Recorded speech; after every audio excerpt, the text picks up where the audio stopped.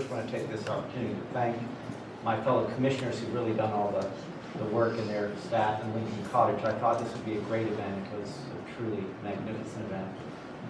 And after this latest question, I almost hate to go back to a historical one, but let me mention, I don't know if you all have this question is sort of prompted by something that Dr. Morell and Guelzo said. It's almost the intersection of your talks.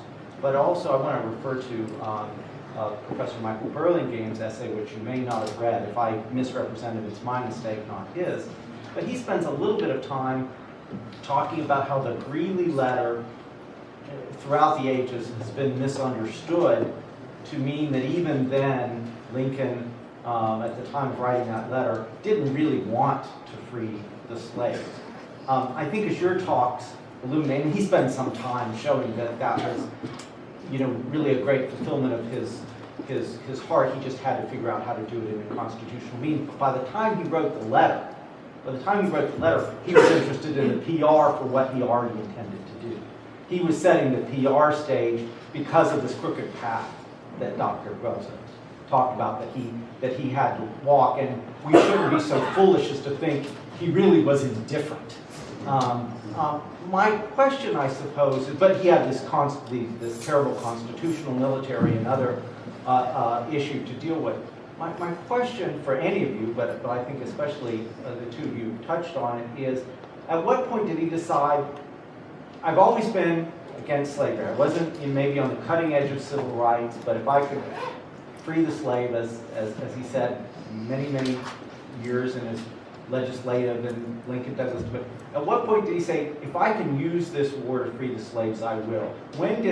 At what point did that sort of personal commitment, I'm going to try to figure out a way to do this, occur? And what other public documents do we have to commemorate that? I'm just a footnote to your comments, Alan. Well, I think for Lincoln, Lincoln's assumption is, from the very start of his presidency, the day of the sun has set on slavery, and we're going to put slavery on the path that the founders originally wanted and expected it would be put on, and that is gradual extinction. That's not going to be an immediate violent event, because the cost of the violence would be infinitely worse than any other cost. But we are going to put an end to it. We're going to build a brick wall around slavery where it's legal. It's not going to be allowed to expand anymore. It's going to asphyxiate as it uses up its own oxygen. And we're going to use federal money to encourage it, hence the Delaware experiment. When does he decide that it has to be a military? When he runs out of the other options. And I think that really begins to happen in the window between March and July of 1862, when not only Delaware, but the other loyal border slave states also throw the whole business about emancipation by its state legislature back in his face. And then he really has to think seriously about, all right, well, I have to go in this other direction and invoke my authority as commander-in-chief. The Greeley letter, you're right. People, and this is another thing that I find myself constantly having to deal with people, because people will say, well, it looks like he's just saying, well, I don't really care. I mean, if I can save the Union by freeing some of the slaves, or all the slaves, or none of the slaves, it's a multiple choice question. And that is to completely miss what's going on there. Just put yourself in August of 1862. For 60 years, every president of the United States has either been a slaveholder or has been politically kowtowing to slaveholders. The word emancipation could never even be breathed. And now suddenly, here is Lincoln. You gotta love this. Here is Lincoln writing this letter. He says, well, if I could save the Union by freeing the slaves, I'd do that. Yeah, sure. And people say, you would do what? He introduces it in this almost mild way. Here's an option I'm considering, without in any way making it look like This is an utter, total, complete jump off the cliff.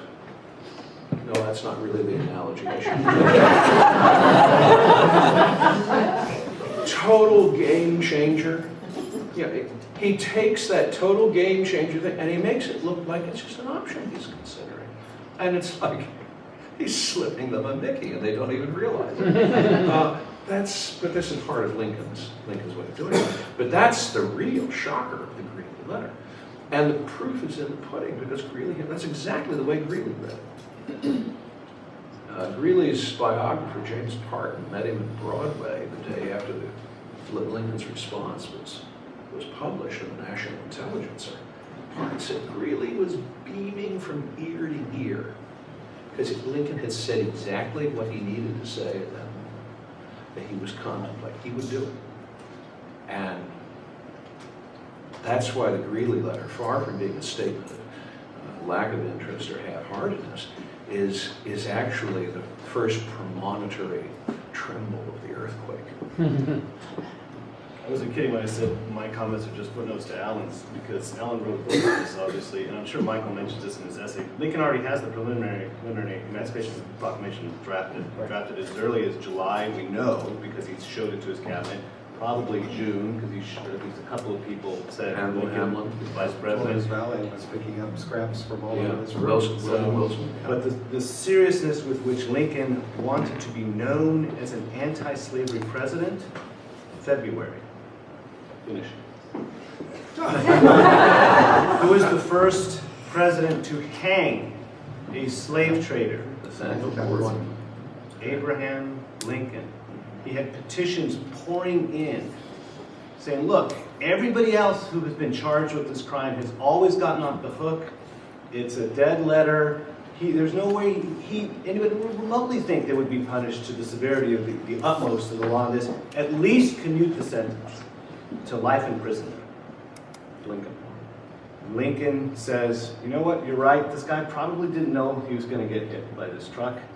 I'm going to postpone the execution so that he can, I don't even want to paraphrase it because the beauty of the language, Alan's memory is better than mine. Do you know how he says he wants Gordon to have an opportunity to make things right with his maker, so he's going to give him a week.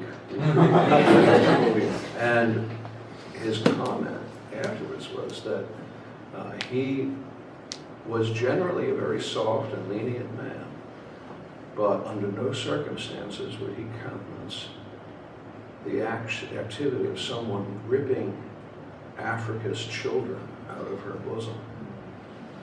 That, he said, was an act worthy of death. And Gordon, in fact, did go to his execution. He was hanged.